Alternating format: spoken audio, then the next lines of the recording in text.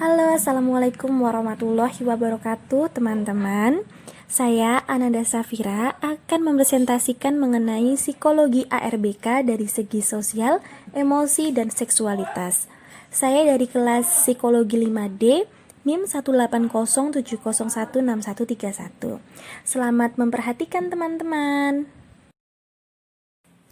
Nah, sebelumnya saya akan menjelaskan apa itu ARBK. ARBK adalah anak dan remaja berkebutuhan khusus.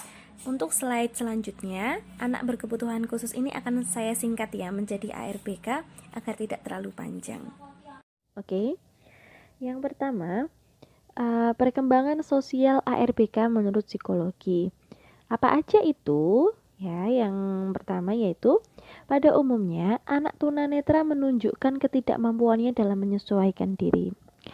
Gitu ya. Jadi ketidakmampuan menyesuaikan diri ini tuh lebih disebabkan cara masyarakat memperlakukan mereka, seperti masyarakat memandang sebelah mata, seperti itu ya. Dan ini sangat berpengaruh sekali terhadap penerimaan diri dianya seperti itu.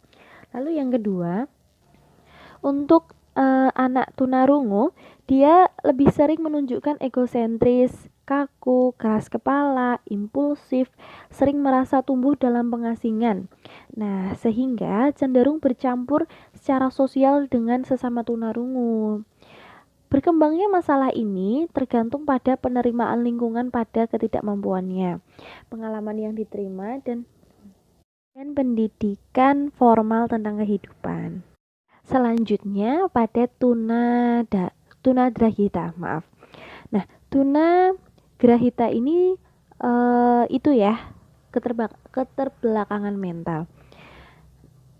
Pada tunagrahita cenderung lemah dalam melakukan hal-hal yang menantang, pasif dalam berbagai masalah, memiliki perasaan yang negatif tentang diri sendiri, memiliki konsep diri yang rendah, sering gagal dalam bekerja sama, kurang pertimbangan untuk orang lain, dan perilaku agresif serta terlalu kasar. Nah, baik, selanjutnya ada tunadaksa. Tunadaksa ini kurang mampu mengadakan penyesuaian yang positif sehingga dia menunjukkan sikap yang menyerah, merasa tidak mampu, merasa rendah diri, menarik diri dari pergaulan, kurang daya sosialitasnya, dan selalu merasa dirinya ini naas atau buruk atau gagal seperti itu. Lalu ada pada anak berbakat.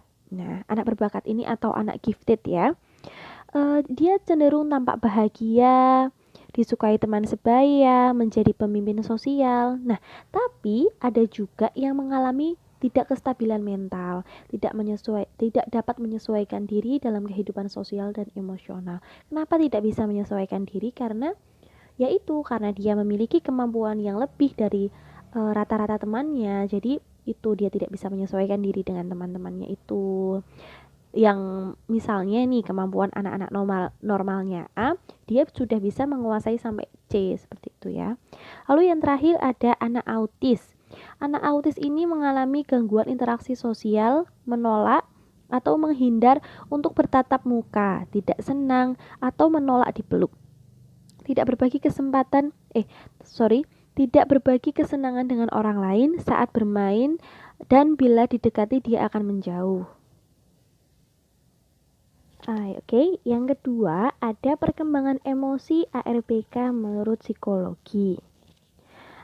Yaitu ada yang pertama, sikap menutup diri, bertindak agresif, menampakkan kebimbangan dan keraguan-raguan. Nah, kenapa sih seperti itu? Nah, itu bisa terjadi karena adanya kekurangan akan pemahaman bahasa lisan atau tulisan pada anak tunarungu.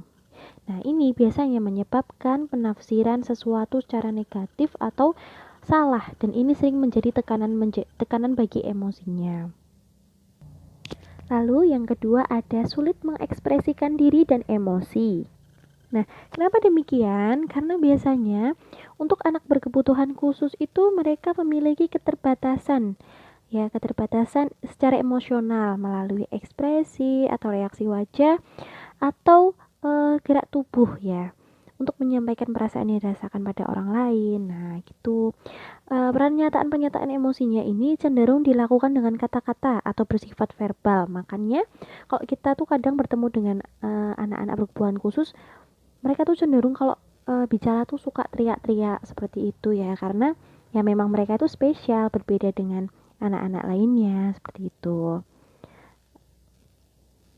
Ada juga untuk beberapa gangguan itu mereka juga itu mereka bisa memperlihatkan kesedihan, tetapi susah untuk menggambarkan suasana terharu. Jadi cuma sedihnya sedih biasa seperti itu ya.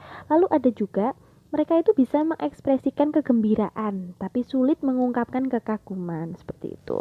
Atau kehidupan emosi yang tidak stabil, tidak mampu itu ya tadi ya, mengekspresikan emosinya secara tepat dan pengendalian diri yang kurang sehingga seringkali menjadi sangat emosional. Lalu yang terakhir ada tertawa sendiri, menangis, marah tanpa sebab nyata, mengamuk tak terkendali, terutama bila tidak mendapatkan apa yang dia inginkan. Agresif seperti yang di atas tadi ya, dan merusak. Nah, poin yang terakhir yakni perkembangan seksualitas ARBK menurut psikologi. Nah, gimana sih perkembangan seksualitas pada anak berkebutuhan khusus itu?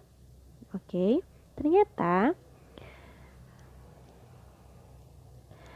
anak berkebutuhan khusus itu sebenarnya juga memiliki hasrat seksualitas yang sama dengan anak-anak normal lainnya.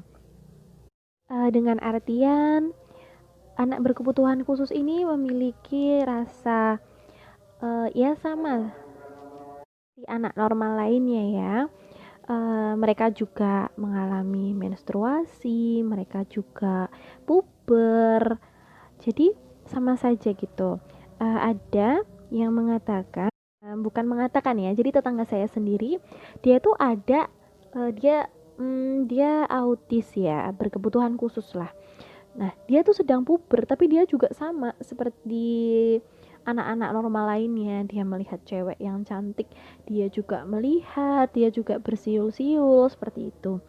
Nah, oleh karena itu, sangat diperlukan pendidikan atau edukasi seks untuk anak berkebutuhan khusus ini. Karena dari yang saya baca tadi jurnal-jurnal, ternyata juga banyak kasus pelecehan seksual yang dikarenakan itu ketidakmampuan mereka di sini anak berkebutuhan khusus ya untuk melawan seperti itu ya. Ada mungkin anak berkebutuhan khusus itu tidak paham atau bagaimana, jadi mereka lebih sering mendapat pelecehan seksual. Karena itu sangat diperlukan edukasi tentang seksualitas ini untuk ARBK.